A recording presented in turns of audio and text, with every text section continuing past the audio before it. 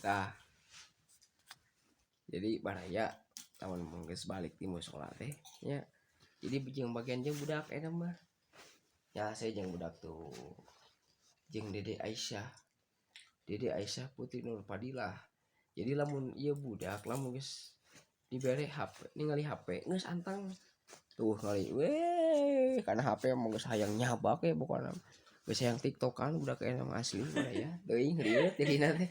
Perjuangan hidup dalam dunia baheula mah asal teh kieu teuing nya budak itu pengalaman orang baheula kitu nya. Budak enak mah geus tangatkeun HP oge tinggal itu. Karena ditinggalikeun saeutik marong kana HP tingali. Aisyah.